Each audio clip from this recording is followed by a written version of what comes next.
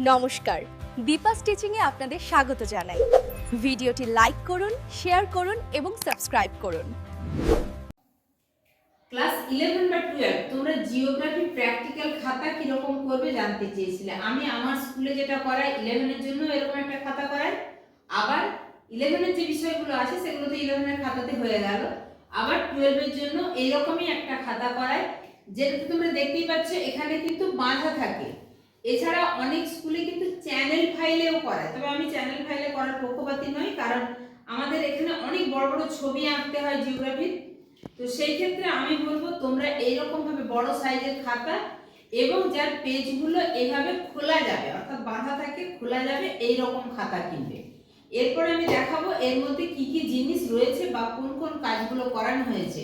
তবে এখনো কিন্তু আমার ফিল্ড ওয়ার্ক করতে বাকি, স্ট্যাটিস্টিক্সের পোর্শনটা হয়েছে, তাছাড়া যে যে জিনিসগুলো হয়েছে আমি একটু দেখিয়ে দিচ্ছি। দেখো, প্রথমে একটা স্তম্ভ লেখচিত্র করিয়েছি। এখানে স্তম্ভ লেখচিত্রতে আমাদের পশ্চিমবঙ্গের বিভিন্ন জেলার জনসংখ্যা এবং জনসংখ্যাটাকে স্কেলে ফেলা হয়েছে। এই যে পশ্চিমবঙ্গের বিভিন্ন জেলা, সেই জেলা অনুসারে যেমন বর্ধমান, বীরভূম, বাঁকুড়া স্তম্ভ উঠেছে, নিশ্চয়ই তোমাদের স্কুলে করানো হয়েছে। জনসংখ্যার ডেটা থেকে সেটাকে স্কেলে ফেলে স্তম্ভ লেখচিত্র। এখানে আরেকটা স্তম্ভ লেখচিত্র করা হয়েছে, যেখানে যুগ্ম স্তম্ভ লেখচিত্র বা এটাকে বলা হয় তুলনামূলক স্তম্ভ লেখচিত্র। অর্থাৎ এখানে দুটো ডেটা থাকবে। আমরা পশ্চিমবঙ্গের বিভিন্ন জেলার পুরুষ এবং নারী জনসংখ্যার অনুপাত, তাহলে কাছাকাছি অবস্থান দেখলেই একটা তুলনা করা যাবে যে কোন জনসংখ্যাটা বেশি, নারী জনসংখ্যা না পুরুষ জনসংখ্যা। এই যে এখানে ডেটা লিখবে, এখানে ছবি করবে, আর ছবির পরে আমি সিগনেচারটা করি। তারপরে যে কাজগুলো হয়েছে, আচ্ছা, রাশি বিজ্ঞান শুরু হয়েছে। রাশি বিজ্ঞানের তোমাদের অনেক কিছু প্রশ্ন মুখস্থ করতে হয়, যেগুলো তোমরা দেখবে ওখানে শর্ট কোশ্চেন আছে, তার উত্তর লিখতে হবে। সেই রকম কিছু প্রশ্ন উত্তর লেখানো আছে। এটা প্রত্যেকটা চ্যাপ্টারেরই লেখা থাকবে, অর্থাৎ প্রত্যেকটা যে পার্ট প্র্যাকটিক্যালের। তারপরে এখানে দেখিয়েছি যে ট্যালি মার্ক বা ট্যালি চিহ্ন কিভাবে দেবে। দুটো, একটা, তিনটা, চারটা, চারটার পরে যখন পাঁচটা হবে তখন চারটে দেওয়ার পরে একটা ক্রসে যাবে, এইরকমভাবে ট্যালি মার্ক দেওয়া হয়। এই পাঁচটা হয়ে গেল। যদি ছটা হয় তাহলে আলাদা করে একটা বসবে, আবার যদি সাতটা হয় এই পাঁচটা রইল, দুটো লাইন বসবে, তার মানে একটা পুরো ট্যালি কমপ্লিট হবে পাঁচটা এরকমভাবে লাইন টানলে। এই ট্যালি মার্ক শেখানো হয়েছে পরিসংখ্যার প্রথমেই। পিরামিড লেখচিত্র, এটাও পুরুষ এবং নারী জনসংখ্যাকে স্কেলে ফেলেছি, এবং স্কেলে ফেলে পুরুষ এবং নারী জনসংখ্যার বয়স অনুসারে, অর্থাৎ 0 থেকে 4, 5 থেকে 9, 10 থেকে 14, 15 থেকে 19, 20 থেকে 24, এরকমভাবে যে বিভিন্ন এজ গ্রুপ, এটা দিয়ে পিরামিড লেখচিত্র হয়েছে। তারপরে আমরা যে স্ট্যাটিস্টিক্সের পোর্শনের আয়তলেখ করেছি, আয়তলেখরও একটা ডেটা আছে, আয়তলেখর ছবি হয়েছে। ফলে আমার কিন্তু প্র্যাকটিক্যালের কাজ অনেক কিছু হয়ে থাকে। তোমরা থার্ড সেমিস্টারের পরেও অনেকে বলেছো যে তোমাদের স্কুলে প্র্যাকটিক্যাল কিছু হয়নি, এগুলো কিন্তু সবগুলোই করতে লাগবে, যেগুলো তোমাদের অনার্সে আবার কাজে লাগবে। এরপরে আছে ফ্রিকোয়েন্সি পলিগন বা পরিসংখ্যা বহুভুজ। এখানে ওই যে ডেটাটি আছে সেই ডেটার বেসিসে গ্রাফের উপর আমরা পরিসংখ্যা বহুভুজ এঁকেছি, এবং আমার চ্যানেলে গেলে কিভাবে এগুলো হয়েছে, আমি যে স্কুলে ক্লাস নিই সেই ক্লাসগুলো কিন্তু রেকর্ডিং করে আমার চ্যানেলে দেয়া আছে। তোমরা যদি এক এক করে দেখো পুরানো ক্লাসগুলোতে, তাহলে এই ক্লাসগুলোই পাবে যেখানে এই ডেটা অনুসারেই করা আছে।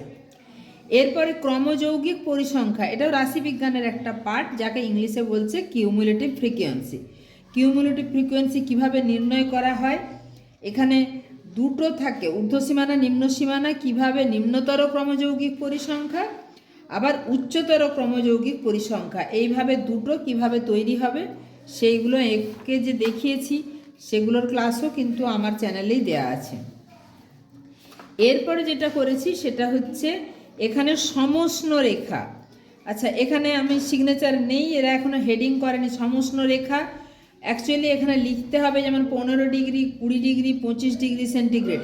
সমষ্ণ রেখা হেডিং করে কোন কোন রেখাটা টানা হয়েছে, অর্থাৎ কত ডিগ্রি সেন্টিগ্রেডের রেখাগুলো টানা হয়েছে সেটা লিখে দিতে হবে। আমার এখনো সিগনেচারও হয়নি। সমবর্ষণ রেখা 200 সেন্টিমিটারের, এখানে দেখতে পাচ্ছি 100 সেন্টিমিটারের, এখানে দেখতে পাচ্ছি 150 সেন্টিমিটারের, অর্থাৎ 50 সেন্টিমিটার ইন্টারভ্যালে। এটারও হেডিং এখনও করা হয়নি, কত কত এঁকেছি সেটা ওরা লিখে নিই।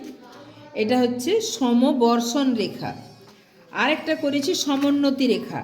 এটা ওরা এখনো সিগনেচার করায়নি। এখানে 50 মিটার, 100 মিটার, 150 মিটার, 200 মিটার, অর্থাৎ 50 মিটার ইন্টারভেলে যে কাজটা হয়েছে সেটা দেখিয়েছি। এর হেডিং করেনি, হেডিং করলেই আমি সিগনেচার করে দেবো।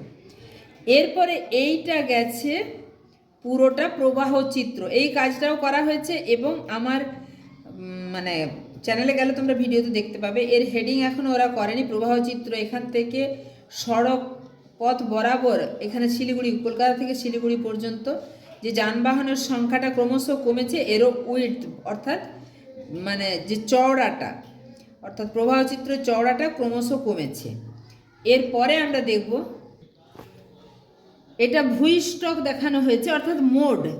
মোড এখানে ভুল করে আয়তলেখ লিখেছে, এটা মোড হবে বা ভূইষ্ঠক। আমি পেন্সিলে লিখছি যাতে এরা কারেকশনটা করে নিতে পারে। আমি একজন স্টুডেন্টের খাতা দেখাচ্ছি, ওর কাছে খাতাতে মোটামুটি কাজগুলো সবগুলো করা আছে। ভূইষ্ঠক মানে আয়তলেখর উপরে এখানে মাঝের যে রাশিটা সেখান থেকে ভূইষ্ঠকের নিয়ম বা কিভাবে আঁকতে হবে সেটা ক্লাসে দেখানো হয়েছে, ক্যালকুলেশন সহ পুরোটাই। আমার ইউটিউবের স্টুডেন্টদের জন্যও কিন্তু এটার ভিডিও করে দেওয়া আছে।